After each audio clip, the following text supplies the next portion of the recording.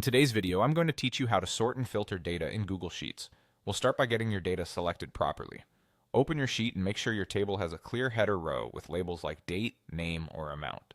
This helps Google Sheets recognize each column. Click and drag to highlight all the columns and rows that belong together, keeping your selection tight without extra blank rows or unrelated columns.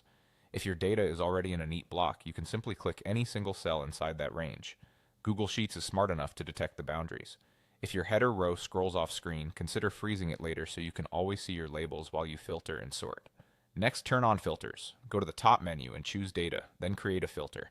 You'll see a small funnel icon appear in the header cell of each column, and that's your control panel for sorting and filtering.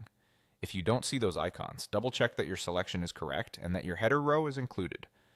Now apply your filter conditions. Click the funnel icon in the column you want to work with.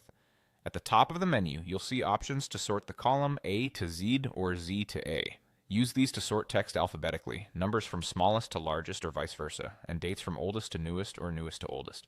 This is the quickest way to sort without rearranging anything manually. Below that, you'll find Filter by Values. This shows all the unique values in that column with checkboxes. Clear all, then check only the values you want to see, or use the search box to quickly find a specific item. As soon as you apply it, the sheet hides rows that don't match, leaving only the rows you care about. For more control, open Filter by Condition. Choose from options like Text Contains, Is Empty, Greater Than, or Date Is. For example, you can show only amounts greater than a certain number, or dates after a specific day. Pick the condition, enter the value, and the sheet updates instantly. If your results look off, ensure the column's data type is consistent. Numbers should be numbers, and dates should be real dates, not text.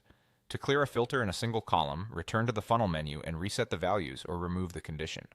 To turn off all filters, go back to Data and choose Turn Off Filter. That's it. Your data is now easy to sort and filter for fast, accurate analysis.